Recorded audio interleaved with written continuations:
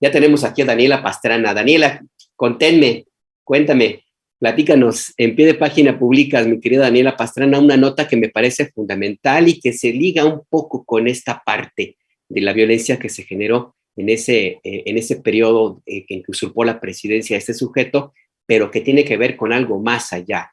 Se presentó ayer la Comisión para la Verdad de Colombia y México se reunieron y un intercambio muy, muy interesante. La Comisión de la Verdad de Colombia le presentó a la Comisión de la Verdad de México lo que ellos han trabajado, las experiencias, hasta dónde llegaron y sobre todo transmitieron algo que a mí me pareció muy interesante porque yo estuve en una de las mesas y ayer por la tarde en este encuentro, algo que a mí me parece fundamental. Transmitieron esperanza, la esperanza de que se puede llegar a la paz, a la reconciliación, a la justicia, siempre y cuando se cumplan ciertos estándares.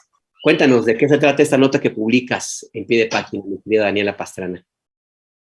Hola, Beto, y hola a toda la audiencia. Me ganaste porque justo iba a decir que pues tú habías estado ahí, entonces que también podías contarnos cómo estuvo la cosa. Te quedaste en la tarde, que fue cuando se hicieron estas mesas de trabajo. Yo estuve en la mañana en el Museo Nacional de Antropología, que es donde se hizo la presentación formal del informe. Este es un informe de muchos años de trabajo de la Comisión de la Verdad de Colombia, que se presentó hace 2 semanas allá. Y ahora lo trajeron acá justo como para tener un intercambio de experiencias con la Comisión de la Verdad Mexicana, que esta es muy nuevita, esta está empezando a trabajar y tiene una particularidad que no tienen otras comisiones de verdad en América Latina, ni la de Perú ni la de Colombia, que es que está encabezada por la Secretaría de Gobernación.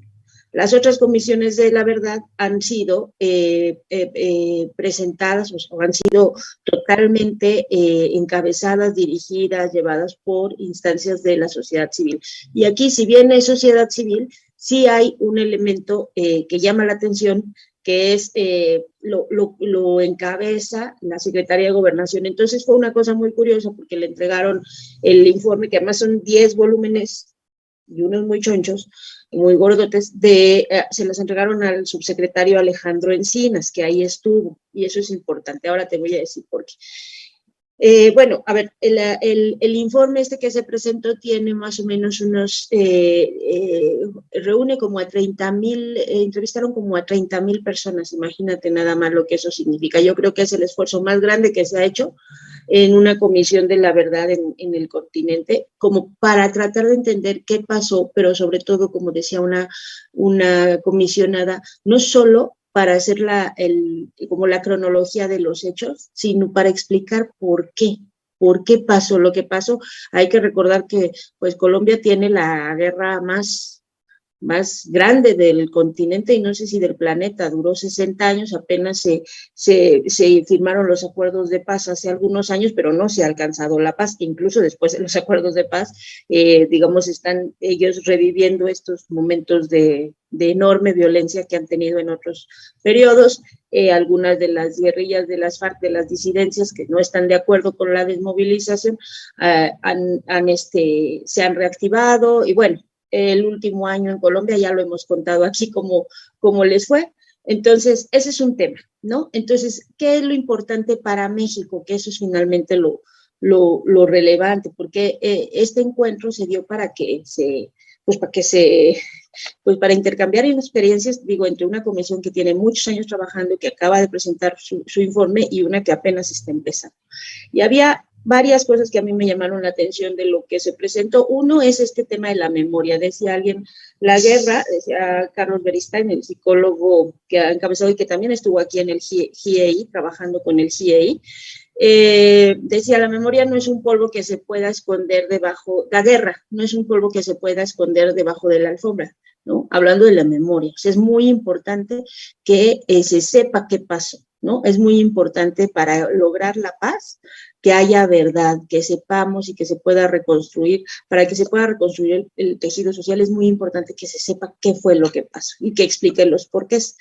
Y el otro, que ese nos lo dijo el subsecretario de Derechos Humanos fue muy curioso porque al final del evento, pues ya sabes, nos fuimos varios periodistas a entrevistar al subsecretario y mientras todos se concentraban en el tema de si cuándo se va a reunir con Ayotzinapa o con los padres de Ayotzinapa o lo que sea, porque siempre están buscando la cosa coyuntural, pues Marcela Turati y yo estábamos insistentes en los temas de los forenses, de las fiscalías, o sea, un poquito tratando de preguntarle cosas más de fondo, y pues le preguntamos sobre el asunto del campo militar tan polémico, el discurso del general Cervantes, y sí sobre la posibilidad y el tema de la reconciliación. Y claramente nos decía el subsecretario que, bueno, ya es segunda parte de la historia, lo que tiene que ver con Encinas. Nos decía que pues él está en favor y que va a dar la batalla dentro del gabinete para que uno, la Guardia Nacional se quede con mandos civiles, dos, para que no haya reconciliación sin justicia, y para que se ponga en preferencia y digo, la reivindicación sea con las víctimas y no con los militares que participaron en los hechos de 2018. Eso nada más es segunda parte, no parte de los hallazgos de la comisión de allá, pero que fue importante dentro de esto que pasó en el evento del Instituto Nacional de Antropología. Y es que la verdad no se trata solamente de la presentación de un informe, Daniela, sino de la transmisión de experiencias y de la forma como Colombia, que bien lo dices, tiene la guerra más larga de la historia, yo creo que muy parecida a las guerras que se narraron en la Ilíada y ese tipo de textos, pero que ha cobrado una cantidad impresionante de víctimas, pero sobre todo que ha dejado una huella tremenda en el dolor, ha provocado un dolor tremendo, y ese dolor no solamente se puede aliviar nada más con el conteo de edad de víctimas, o nada más con la reparación, por ejemplo, o nada más con monumentos, en fin. Por ejemplo, en la mesa que me tocó a mí participar, que es la de memoria, hay algunas frases que me quedé yo con ellas y quiero pedir tu reflexión, Daniela. Por ejemplo, en algunas comunidades en Colombia, insistían en que no necesitaban solamente el recuento de lo que había pasado, porque ellos ya sabían lo que había ocurrido. Decía uno de los participantes de esta comisión, de este equipo de Colombia que llegó, una frase que me quedó muy grabada y que la anoté incluso, decía, esas comunidades, no necesitamos esclarecimiento, necesitamos reparación. O sea, no nada más vengan a contarnos qué pasó ni cuántos murieron, no, vamos a ir por la reparación y de lo que ocurrió. Y otra parte que me parece a mí fundamental, ahora que en México empezamos con este proceso de la Comisión de la Verdad oficial, la verdad de las víctimas, ¿cuántas verdades hay? También ese es un punto importante, hay que llegar a una verdad, pero también no podemos hacer a un lado las distintas posiciones de grupos, inclusive hasta los perpetradores que tienen su propia verdad. Es un proceso más allá del simple recuento, ¿no, Daniela? Sí, no, y además hay una cosa, lo decía Beristain, decía, memorias hay muchas, ¿no? Cada quien tiene su forma en la que recuerda cómo pasaron las cosas. El trabajo de una comisión de la verdad es justamente agrupar estas memorias, o sea, y darle sentido, verificar, identificar, pues porque la verdad no puede ser nada más considerada como o sea, no hay una verdad totalitaria, pero tampoco se puede estar acotada a las creencias de cada quien, ¿no? Tiene que tratar de explicarse por qué ocurre lo que ocurre y sobre todo en nuestros contextos. O sea, es muy importante esto para el caso mexicano porque ahorita que acabamos de ver y lo acaban de ustedes platicar en la mesa anterior que de pronto parece que pues ya llevamos desde 2004 que iniciaron estos actos con las cabezas que se tiraron en un bar en Morelia y luego lo que pasó en el 15 de septiembre y todo eso, y dices, ya llevamos pues ya andamos ahí como por los 15 años y parece que vamos como peor que la pandemia, en la quinta ola de la violencia, ¿no? O sea, de estos momentos en los que de pronto parece que para donde voltees está terrible. Entonces, es muy importante entender qué es lo que lo está provocando y por qué no se puede detener, decían ellos, a pesar de que tuvieron sus procesos como la Constitución de 1991, que se generó una nueva Constitución, o los acuerdos de paz que se firmaron hace 5 años, entre los acuerdos estos de Cuba, de La Habana, porque a pesar de esas cosas, no se puede detener la guerra, ¿no? Que esa es una cosa de la que nosotros tenemos que parar muy bien las orejas, porque tenemos que agudizar estos hallazgos que ellos tienen para poder evitar llegar a las situaciones estas de las que hablaban. O sea, ellos hablaban de una cantidad de víctimas de cerca de 10 millones de colombianos, 10 millones es el 20% de su población. El recuento, claro, son muchísimos más años de guerra, pero son 450,000 personas asesinadas por esa guerra. O sea, es casi pues medio millón de personas, 50,000 secuestros. Hablaban de una cifra que consideran en su registro que son 16,000 niños y niñas que fueron digamos, prácticamente robados y obligados a estar en alguno de las partes del conflicto. Hablaban de 121,000 desaparecidos, que esa cifra ya no nos queda tan lejos, ¿eh? Esa es la que más me asustó porque es de la que estamos un poquito más cerca.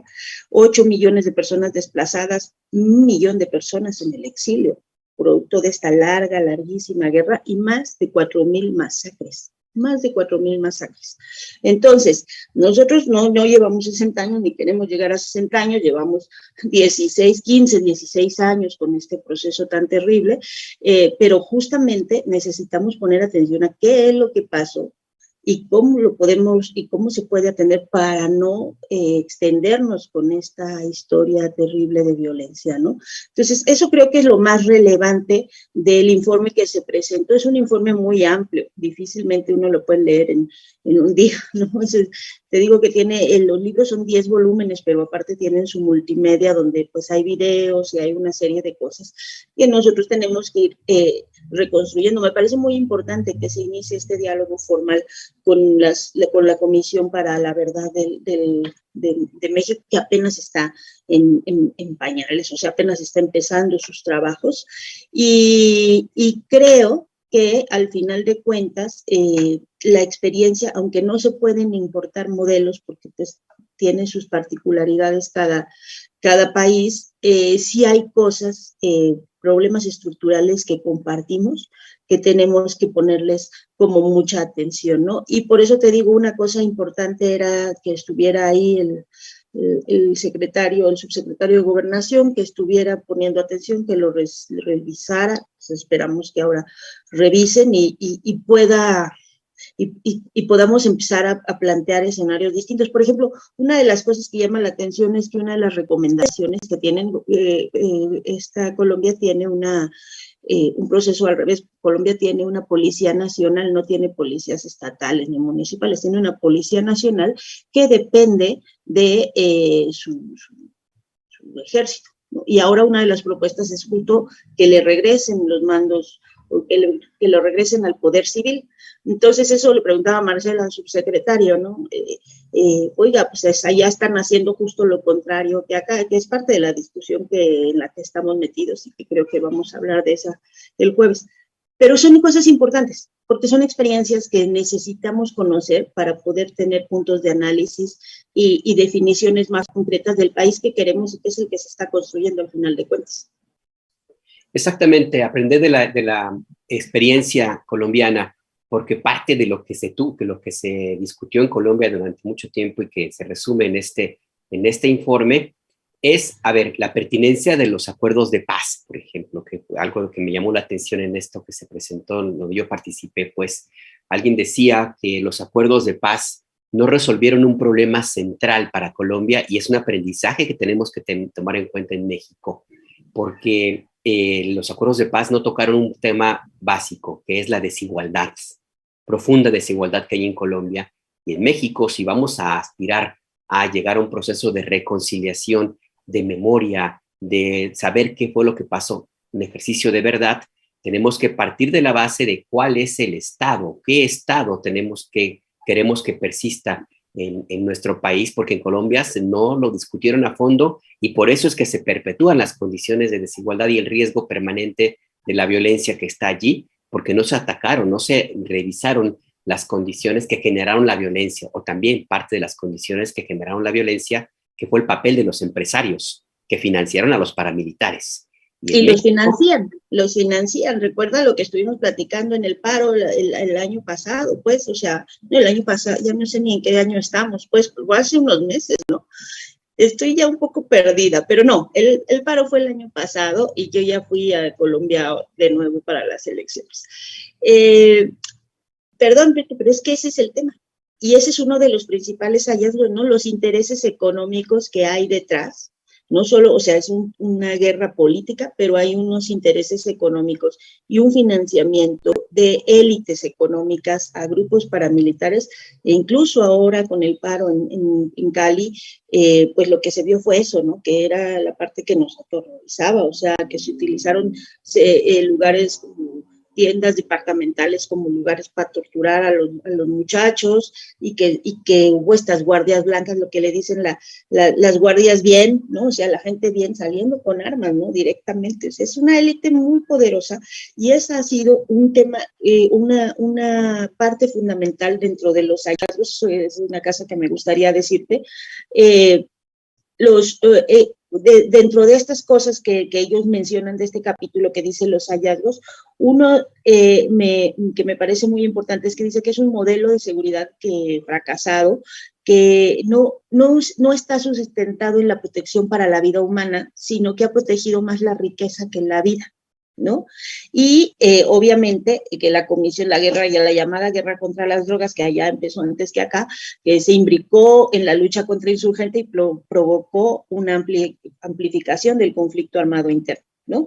Entonces, estos elementos, lo que tú estás diciendo de la parte de la élite económica y de este prohibicionismo y de esta imbricación que hay de las luchas sociales con los temas del narcotráfico, pues terminaron haciendo pues la parte tan dura que tiene Colombia, ¿no? Porque pues al final la violencia no se ha detenido y el gobierno que está entrando tiene mucho trabajo con eso. Va a estar un poco difícil. Pues sí, y también nosotros acá en México que estamos en este ejercicio con la Comisión de la Verdad, que pues con todo y que los problemas que enfrenta sin recursos, con todo la resistencia de los militares para abrir sus archivos, como también hubo en Colombia. En fin, este intercambio de experiencia me parece fundamental, algo que me llamó mucho la atención ya para cerrar esta conversación y pasar a la siguiente parte que te quiero pedir que me ayudes a presentar nuestros eventos, mi querida Daniela, de pie de página. Esta parte fundamental de cómo es que hicieron su trabajo en Colombia y que creo que puede servirnos aquí, sobre todo a partir de la experiencia que como periodistas en pie de página y en la red de periodistas de pie y la alianza de medios de la red hemos visto y hemos publicado, que es el cómo escuchas, cómo te acercas a las víctimas, cómo las escuchas y cómo te acercas implica también un trabajo no necesariamente desde una óptica legalista, como pueden ser los abogados que sirven, sino también entender el dolor. En Colombia se utilizó muchísimo el trabajo psicosocial como una herramienta de acercamiento a las víctimas y eso permitió que no solamente las víctimas de la barbarie contaran su verdad, sino también que los perpetradores hablaran, que me parece fundamentalísimo esa parte que se hizo en Colombia y que en México deberíamos tomar esa experiencia, mi querida Daniela. Sí, estoy aquí, espero que nos deje escuchar mi gato, que ya saben que es un poco protagonista y ahorita está, quién sabe qué quiere. Y además me distrae. Pero bueno, sí, el asunto de la escucha es muy importante y precisamente uno de los 3 comisionados, que es el que les digo que estuvo aquí trabajando con el GIEI, Carlos Beristain, pues es psicólogo y ha trabajado mucho el tema de lo psicosocial, de y él hablaba de eso, él hablaba de dos cosas importantes. Uno, el trabajo con los colombianos en el exilio, o sea, porque dice, esa es la historia no contada, o sea, la historia de Colombia está contada también a través de su 1.000.000 de personas exiliadas a partir de esta larga guerra, que tuvieron que salir pues para salvar su vida, ¿no? Entonces entrevistaron pues a 2.000 personas exiliadas en 24 países. Y ahí, dentro de Colombia, o sea, todo el trabajo de la comisión, pues implica casi 30.000, más de 14.000 testimonios individuales y en general ya en grupo y todo eso, en total como 30.000. Y él hablaba mucho de eso, de la necesidad y de la importancia de escuchar.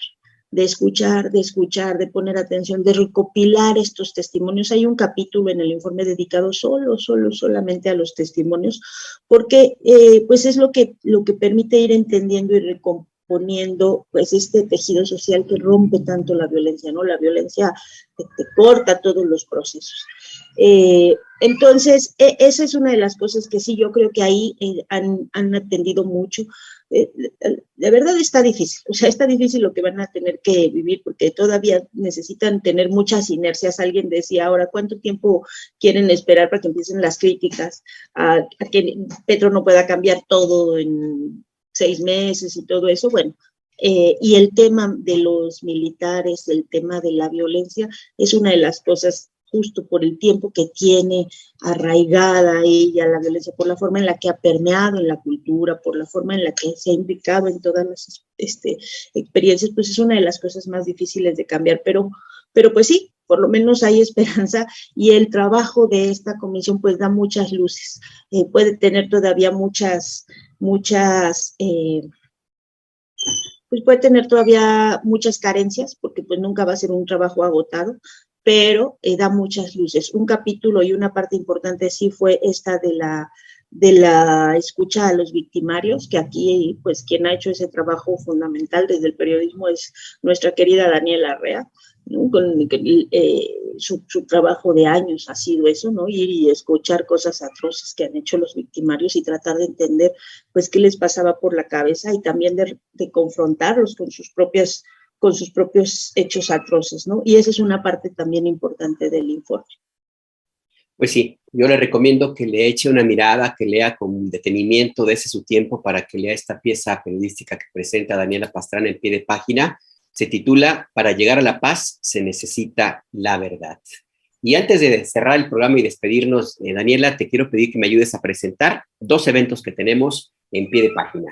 Empecemos, si te parece, por el de mañana, que es nuestra tertuliana. Tenemos el cartel allí, que les hice enviar, si lo podemos ver. No es mañana, Beto, ya está, te hizo daño las vacaciones, es el 25, o sea, el jueves de la otra semana. Ya nomás, no, bueno, ya, ahí está. Los últimos jueves de cada mes, no me asustes, todavía nos faltan un montón de cosas por terminar antes de irnos al festejo. Sí, la tertuliana, que va a estar muy buena. O sea, ya hubo quien nos dijeron ahí, ¿no? Ay, la mesa de los chairos y no sé qué tanto, porque pues va a estar Rapé, que prometió cantar, prometió cantar con unos cuantos mezcales, porque está Violeta Vázquez, porque invitamos a Meme Yamel, no la conozco, es a la única que no conozco, pero bueno, también ellos tienen algo que decir de parte de los youtubers, ¿no?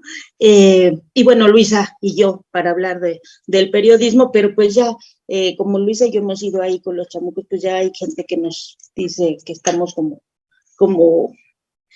en un tema como de defensa del gobierno actual. Pues no, ese es el caso. Vamos a platicar de las mañaneras, vamos a platicar de la militancia y de la independencia, de qué tanto se ha discutido, y pues vamos a divertirnos como siempre en las tertulianas. Entonces esperemos que ahí lleguen todos los que puedan llegar, que reserven desde ahorita y que pues nos divirtamos y la pasemos bien, como es el sentido de las tertulianas, menos cuando tú vas a deprimirnos con esas historias horrorosas de la realidad, ¿no? Pues ya saben cómo soy, ¿para qué me invitan, hombre? No, pues la idea es eso, ¿no? Pues la idea de las tertulianas es tener espacios de análisis profundos, pero que pues podamos hacerlo en un entorno menos rudo que lo que es el Twitter, donde toda la gente está peleando y cosas así, ¿no? Sino entrar a análisis más de fondo. Vale, la tertuliana entonces ya. Ahí va a ser el 25, jueves 25, como todos los últimos jueves de cada mes. ¿Para qué sirven las mañaneras? Están programadas en este cartel de lujo. Va a estar Meme Yamel, periodista, Violeta Vázquez Rojas, lingüista, Rafael Pineda Rapé Monero, Luisa Cantú, periodista, y coordinas tú, mi querida Daniela Pastrana, el jueves 25. Rapé Monero y Mariachi, porque ya lo hemos oído todos en ese trovador transgénero y pues por eso ya dijo que nos va a cantar. Vale, perfecto. Y el siguiente evento, que bueno, estoy viendo que es el sábado 20 de agosto, ¿de qué se trata, Daniela Pastrana? El 20 de agosto vamos a presentar en esta librería de Utópicas, que recuerdas que hace tiempo en una mesa de los jueves Luisa nos recomendó mucho ir y pues ya fuimos y está muy linda, es una librería feminista que está en Coyoacán. Vamos a presentar esta serie de trabajos que hicimos sobre el trabajo sexual en la Ciudad de México, que ese es otro tema súper polémico porque pues hay corrientes que buscan que no se hable del tema, ¿no? O sea, mantenerlo como tabú, mantenerlo con esta idea de que pues si hablas le das vuelo a la explotación del cuerpo de las mujeres, que es una parte de una corriente feminista importante y que tiene sus razones, pero que pues al final termina invisibilizando a uno de los sectores más desprotegidos de la población que ha peleado en la Ciudad de México mucho por los derechos. Entonces, ahí va a estar mi querida Jacaranda Correa, que también es otra de las periodistas de batalla de este país, y van a estar Mónica Salazar y Elvira Madrid, ¿no? Elvira Romero, que pues que ellas han hecho un trabajo muy importante de muchos años, Elvira con la Brigada Elisa, para defender y para promover los derechos de las trabajadoras sexuales, que tengan los derechos mínimos, las garantías mínimas, en la Ciudad de México, ¿no? Y Mónica, pues que es académica, pero que está muchísimo más metida en esto que es la trata, que siempre relacionamos la trata de personas con el trabajo sexual, y no necesariamente, o sea, hay mucho trabajo forzado en el mundo que no tiene nada que ver con las cosas sexuales. Entonces ella nos va a ir poniendo ahí algunas luces de eso, ¿no? Entonces lo vamos a presentar ahí, también hay que reservar porque ahí hay un cupo todavía más limitado que en el de Tierra Adentro, y creo que es muy importante, es uno de los trabajos más bonitos que hemos hecho este año en pie de página.